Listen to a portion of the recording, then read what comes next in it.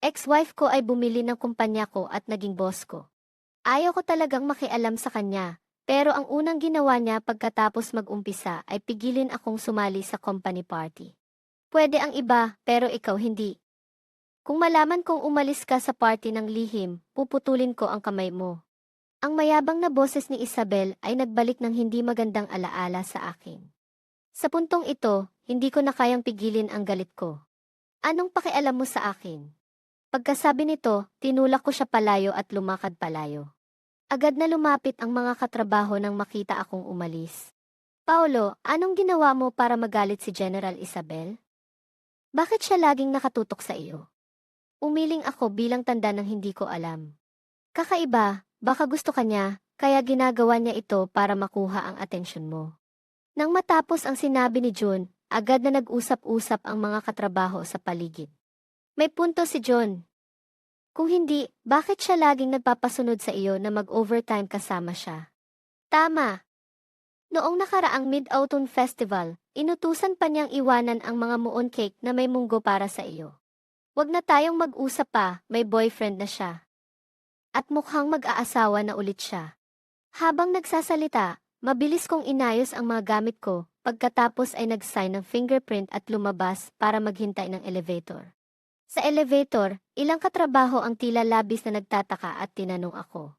Paolo, paano mo nalaman ang tungkol dito? Tama.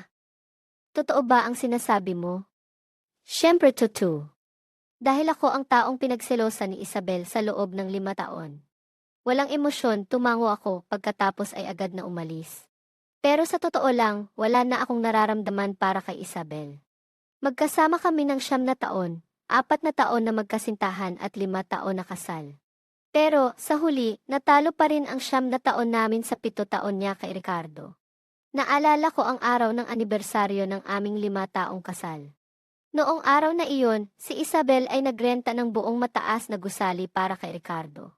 Sa loob ng 24 na oras, ang mga screen ng gusali ay paulit-ulit na nagpapakita ng mga salitang maligayang pagbabalik ni Ricardo. Sa ilalim ng makulay na apoy at ilaw ng gabi, naghalikan sila ng masigasig.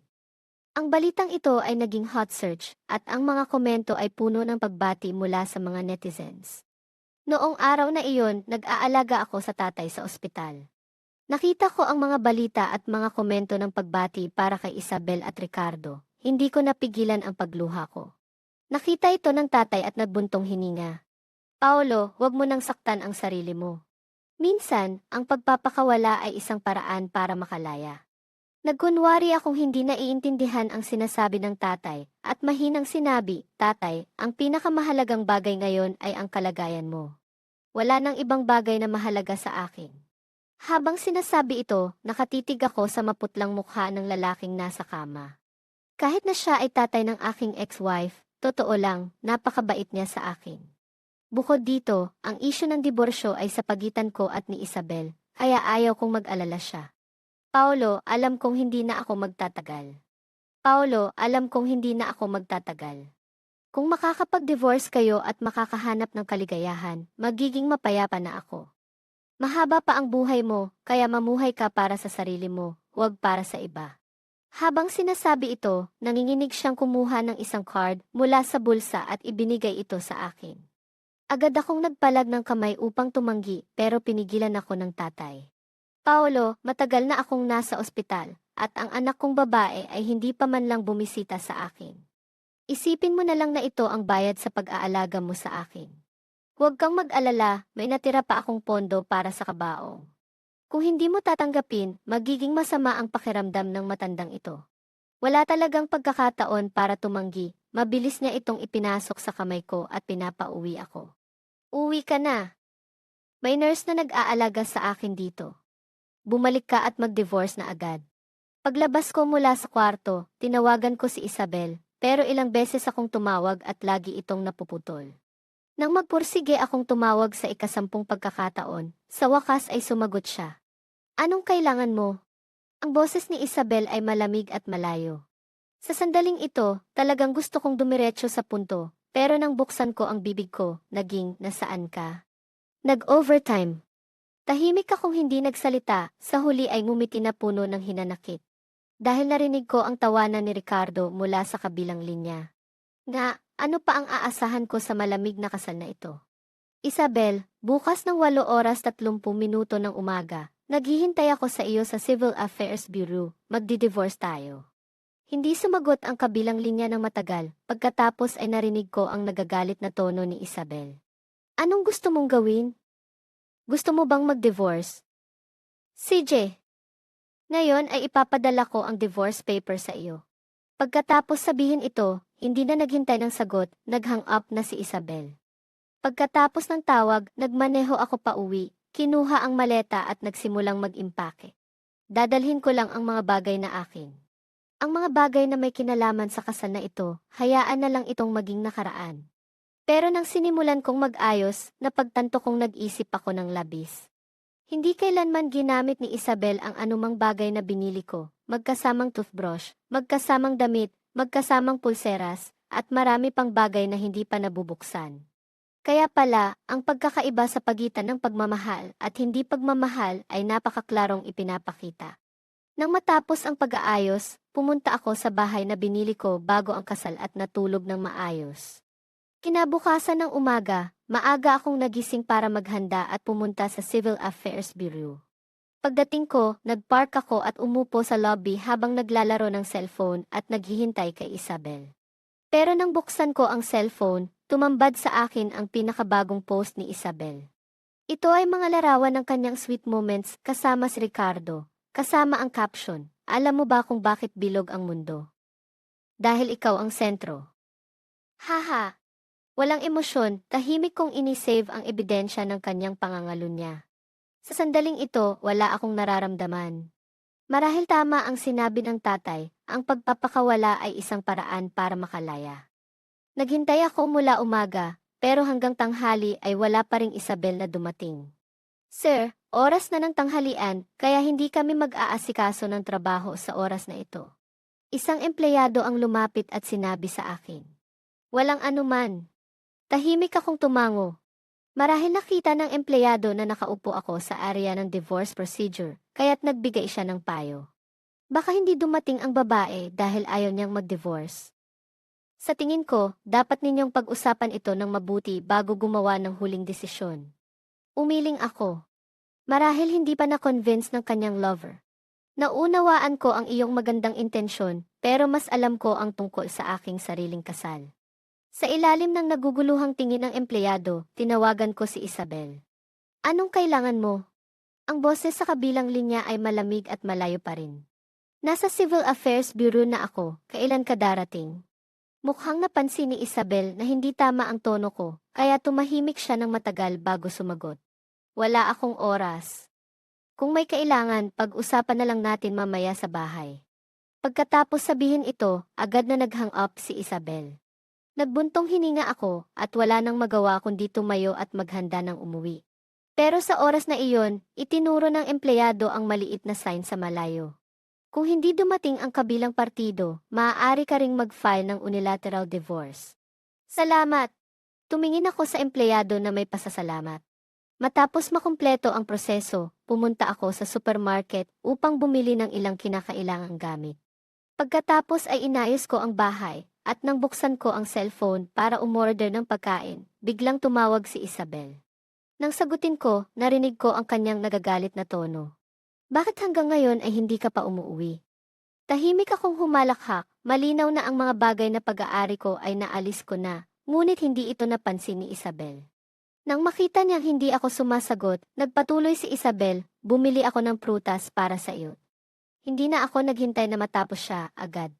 Nakatanggap ka na ba ng sulat mula sa korte? Anong sulat? Sulat mula sa korte. Dahil hindi ka pumunta, nag-file na ako ng unilateral na diborsyo. Malamang ay matatanggap mo ito mamaya. Paolo, nababaliw ka na ba? Tumawa ako nang may pangungutya. Sa ganitong kalaking gulo, dapat naman ay bigyan mo si Ricardo ng isang pangalan. Bukod dito, bihira akong maging maunawain, kaya dapat ka talagang mato. No corresponding translation found. Sa ganitong kalaking gulo, dapat naman ay bigyan mo si Ricardo ng isang pangalan. Bukod dito, bihira akong maging maunawain, kaya dapat ka talagang matuwa. Ang pinakamahalaga ngayon ay punuin ang aking gutom na tiyan. Mga kalahating oras ang lumipas, narinig ko ang mga hakbang sa labas. Akala ko ay dumating na ang aking pagkain, kaya't masaya akong tumayo. Ngunit nang makinig ng mabuti, napagtanto kong ang tunog ay mula sa mga takong. Habang ako'y naguguluhan, pumasok si Isabel at ibinigay sa akin ang isang kahon. Sa loob nito ay isang Rolex na nagkakahalaga ng milyon. Hindi ko man lang ito tiningnan. Palagi na lang siyang ganito, tuwing nag-aaway kami, basta't may ibinabato siyang regalo sa akin. Kahit ano pa man ang laman nito, hindi siya nagmamalasakit. Ito na ang ikaapat na beses na nagbigay siya sa akin ng Rolex. Nang makihini, marahil iniisip niya na ako'y isang taong walang kaalaman sa kabutihan. Paolo, huwag ka nang magulo. Si Ricardo ay umuwi na, hindi ba't normal lang na magdaos ako ng salu-salo para sa kanya? Tama, sabi ko ng kalmado. Ngunit ang pagdaos mo ng salu-salo para sa kanya ay hindi dahilan para magdesisyon akong makipaghiwalay. Medyo nagulat si Isabel at pagkatapos ay ngumiti ng may pangungutya. Huwag ka nang magalit, halika na. Bukas ay magdaos ako ng isang salu-salo para sa iyo at imbitahan. Translation not provided in the given text. Akala ba niya iisa siyang tagapag-alaga? Huwag ka nang magalit, halika na. Ang prosesong ito ng diborsyo ay maaaring matapos sa loob ng 24 na. Matapos punuin ang aking tiyan, binuksan ko ang website ng korte at walang pag-aalinlangan na pinindot ang isang ayon. Ngunit ang pagdaos mo ng salu-salo para sa kanya ay hindi dahilan para magdesisyon akong makipaghiwalay. Bukas ay magdaos ako ng isang salu-salo para sa iyo at imbitahan ang lahat sa bahay. Huwag mong kalimutang maghanda ng pagkain. Ah, nga pala, hindi mahilig si Ricardo sa cilantro. Huwag mong kalimutan iyon. Pagkatapos niyang sabihin iyon, hindi na siya naghintay sa aking sagot at umalis na. Pinisil ko ang aking noo, ramdam ang sakit ng ulo. Tama, sabi ko ng kalmado. Matapos punuin ang aking tiyan, binuksan ko ang website ng korte at walang pag-aalinlangan na pinindot ang isang ayon. Ngayon, kailangan na lang naming maghintay na iproseso ng korte ang aming aplikasyon. Ang prosesong ito ng diborsyo ay maaaring matapos sa loob ng 24 na oras at sa pinakabagal ay 1 buwan. Kinabukasan, hindi lang ako nagbago ng password, kundi pinalitan ko rin ang kandado ng bahay ko. 4:30, habang naghahanda ako ng hapunan, patuloy na tumutunog ang telepono ko. Ito ang ringtone na espesyal kong itinakda para kay Isabel. Wala akong pag-aalinlangan na pinindot ang mute at nagpatuloy sa aking ginagawa. Mga kalahating oras ang lumipas, matapos kong maihanda ang mga sangkap, binuksan ko ang telepono at nakita ang daan-daang missed calls at mensahe. Sa puntong ito, may isa pang tawag na pumasok. Paolo, nababaliw ka na ba? Nasaan ka ba nagtago? Sa oras na sinagot ko ang tawag, ang boses ni Isabel na puno ng galit ay umabot sa akin. Hindi ako nagbago ng mukha. Kalmado kong sinagot, nasa bahay. Nasa bahay? Bakit hindi kita makita? Nandito na ang lahat, bakit hindi mo pa natapos ang pagluluto? Kalimutan mo na, kung maghihintay ka pa sa pagluluto mo, baka magpasko na tayo. Pumunta ka na sa restaurant na mataas ang review ngayon din, kung hindi, huwag mong asahang pipirma ako. Matapos ang tawag, nag-isip ako ng kaunti, at sa wakas ay nagpa siya pa ring pumunta. Ang pagpunta ko roon ay hindi dahil sa ako'y nag-aalala, kundi dahil sa iniisip kong kung pipirma siya, mas mabilis na masosolusyonan ang usaping diborsyo. Pagkatapos, dinala ko ang kasunduan sa diborsyo sa restaurant na mataas ang review. Nakaupo na ang lahat sa kanilang mga upuan. Nang makita akong pumasok, bigla silang tumahimik.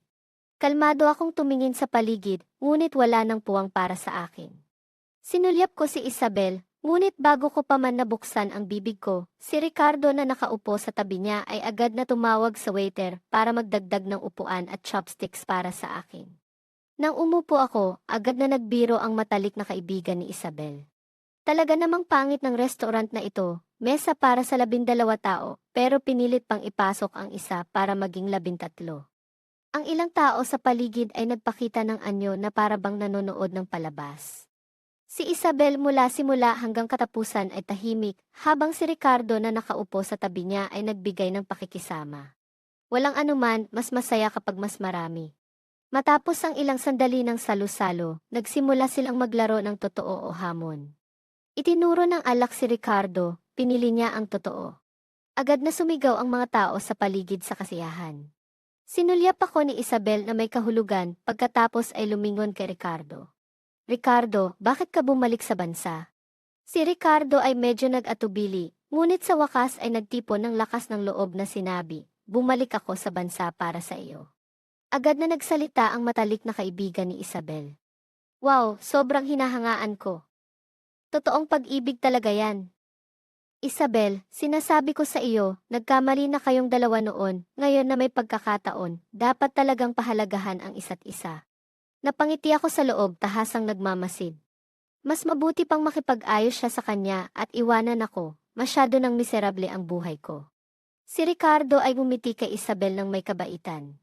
Sign essay, noong mga nakaraang panahon, dahil sa sakit ng nanay ko, kailangan kong lumabas ng bansa para magpagamot, natatakot akong madamay ka, kaya't sinabi kong makipaghiwalay. Mula nang buksan ni Ricardo ang kanyang bibig, ang mga mata ni Isabel ay puno ng pag-asa at kaligayahan. 9 na taon na magkasama, ito ang unang pagkakataon na nakita ko ang ganitong anyo niya. Sayang, hindi ito para sa akin. Napangiti ako ng bahagya, bigla akong nagkaroon ng pakiramdam na parang nahahati ang mga ibon na ito.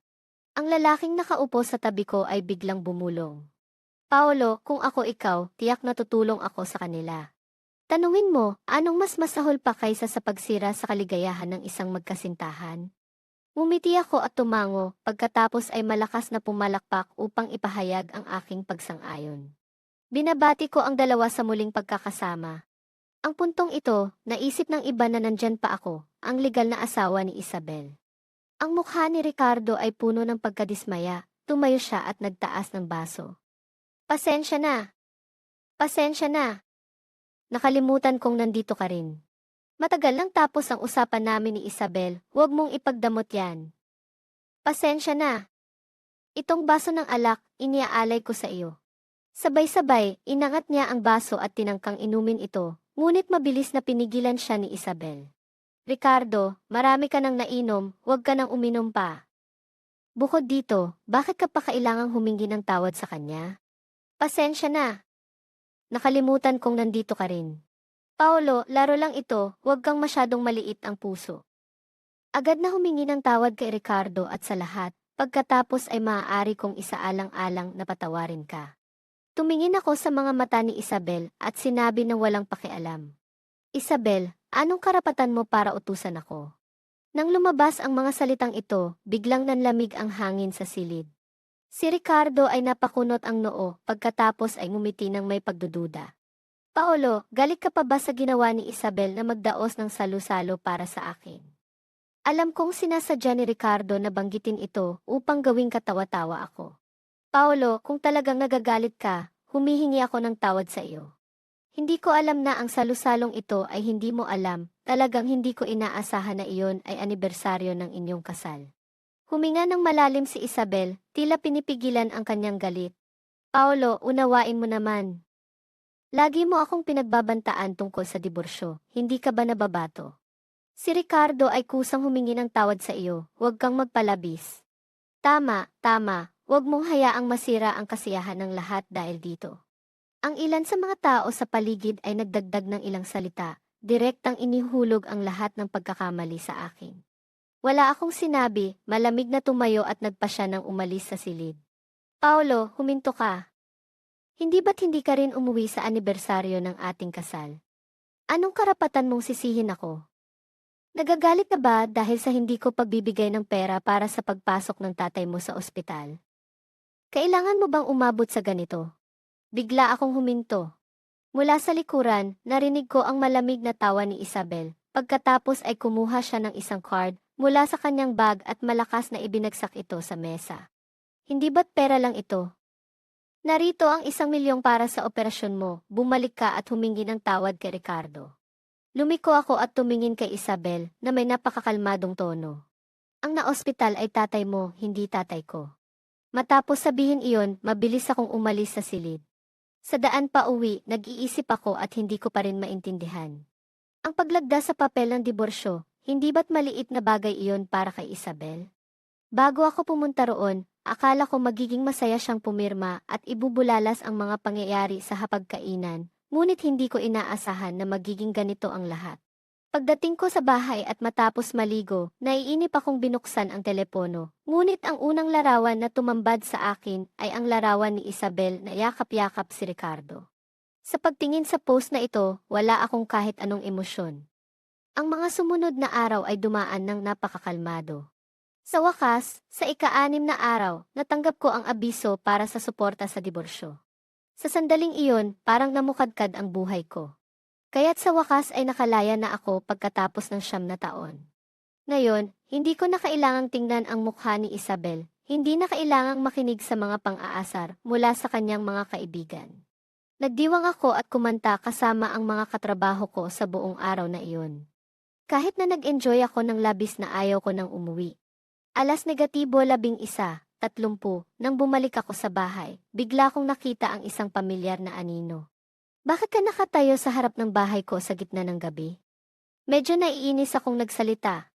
Nakita kong bahagyang pinigilan ni Isabel ang kanyang mga labi, tila hindi siya kontento at sinabi, "Sino ang nagbigay sa iyo ng pahintulot na palitan ang password?"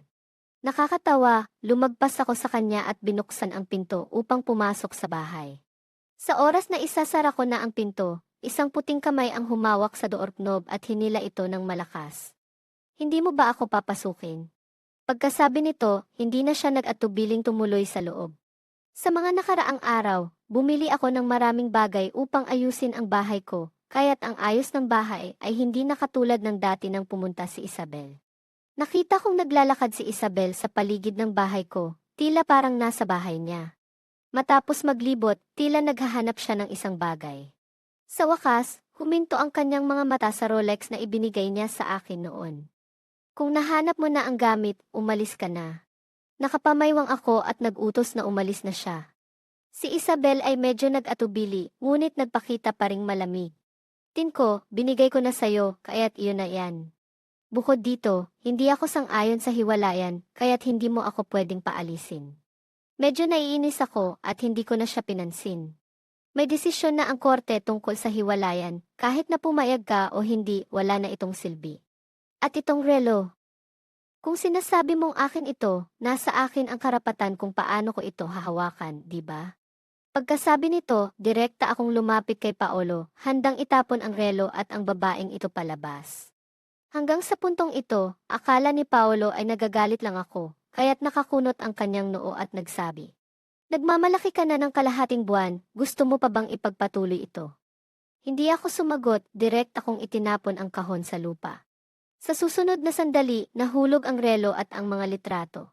Agad na nagbago ang mukha ni Paolo, galit na nakatingin sa akin. "Ricardo, nag-hire ka ng tao para subaybayan ako." Pakiramdam ko ay parang nawawalan na ako ng salita. "Sabihin mo nga, ang taong walang 1 milyong pondo para sa operasyon ay magkakaroon ng pondo para mag-hire ng tao para subaybayan ka." Buti na lang at mabait si Ricardo. Hindi lang siya humingi ng bayad kundi nagpadala pa sa akin ng marami. Parang hindi makapaniwala si Isabel, umatras ng ilang hakbang at nahulog sa sofa. Isang sulyap lang ay makikita na kung sino ang kumuha ng mga 18 panandang pandagdag na litrato na ito. At dahil ang regalo na ito ay inihanda ni Ricardo para sa kanya, kahit ayaw niyang maniwala, kailangan niyang maniwala. "Ricardo, kami ni Paolo ay walang kasalanan. Hindi ba't sinabi ko na nawala na akong kinalaman dito, kaya't huwag ka nang magsalita ng mga walang kwentang bagay. Umalis ka na." Matapos umalis si Paolo, umupo ako sa sofa ng matagal. 4 na taon ng pagmamahalan, 5 taon ng kasal, sa huli ay naging 0 pa rin. Kung sasabihin kong hindi ako malungkot, tiyak na kasinungalingan iyon, pero ayos lang, lilipas din ang lahat. Sa susunod na 3 buwan, hindi na nagpakita si Paolo sa akin. Ang panahon ay unti-unting nagbawas ng mga iniisip at emosyon ko, at unti-unti ko ring nakasanayan ang aking bagong buhay. Kahit na sa araw na ito, nang biglang lumitaw si Paolo sa harap ng aking bahay, hindi ako naguluhan, kahit wala akong kahit anong pagdududa sa kanyang pagdating. Dahil para sa akin ngayon, isa na lamang siyang estranghero na dati kong kilala. Tumingin ako kay Paolo, pagkatapos ay lumingon upang umalis, ngunit pinigilan ako ng kabilang panig. Ricardo, simula ngayon, magiging magkapitbahay tayo. Medyo naguluhan ako, itinaas ang aking mata upang tingnan siya. Si Paolo ay ngumiti at mahinang sumagot. Dahil malapit ito sa kumpanya, kaya't lilipat ako dito. Tumango ako, pagkatapos ay hindi na masyadong nagbigay pansin at lumingon upang umalis. Ricardo, tara sa bahay ko para kumain. Sa huli, magiging magkapitbahay tayo. Agad akong nagwagayway ng kamay. Hindi na, ayokong guluhin ang iyong pagkain. Hindi. Mabilis na umiling si Paolo. Ginagawa ko ang lahat ng ito para sa iyo. Hindi ba't sinabi mong gusto mo ang sweet and sour ribs? Sinadyang ginawa ko ito para sa iyo ngayon. Talagang ito ang paborito kong pagkain mula noong kolehiyo hanggang ngayon, pero pagkain ay pagkain, tao ay tao. Kung patuloy na magiging magulo ang lahat, natatakot akong sa huli ay magiging galit na galit ako sa sweet and sour ribs. Pagbalik ko sa bahay, biglang may pumasok na ideya sa isip ko. Kung si Isabel ay lumipat na dito, hindi ba't magtatapos na ang mga tahimik na araw ko? Mga araw na kailangan kong tingnan ang mukha ng iba, mga araw na pinagtatawanan ako ng mga kaibigan niya at ni John. Hindi. Ayaw kong bumalik sa mga araw na iyon. Matagal na akong nakaligtas sa isang gabi. Kinabukasan, pagdating ko sa opisina, labis akong nagulat nang makita ang deputy director na kasama ang isang babae. Ito si General Manager Isabel. Siya na ang magiging bagong sihi natin. Nakatayo akong parang estatwa. Ang pagkabigla na ito ay direktang nagpasunog sa sihi ko. Anong nangyayari dito? Si Isabel, hindi lang siya kapitbahay ko kundi naging boss ko pa. Diyos ko, talagang nakakapanghina. Ang pagkabigla na ito ay direktang nagpasunog sa sihi ko. Anong nangyayari dito? Si Isabel, hindi lang siya kapitbahay ko kundi naging boss ko pa. Diyos ko, talagang nakakapanghina siya. Kalimutan na, sa mga ganitong awkward na sitwasyon, kailangan lang umiti ng may kumpiyansa. Sa kabutihang palad, maayos ang takbo ng lahat sa araw na ito. Pagkatapos ng trabaho, pauwi na ako nang biglang humarurot ang isang sasakyan sa likod ko. Nakita kong unti-unting bumaba ang bintana ng sasakyan at lumitaw ang magandang mukha ni Isabel. Umiti siya at mahinang nagsabi, "Sumakay ka." Madali lang naman. Tumingin ako sa pink na sports car ni Isabel, pagkatapos ay yumuko at kumuha ng telepono para tumawag ng taxi. Andendes by ang gikaw children's may exist cha devices. Koitens, tigie si dies cam chudlak saluden de lion.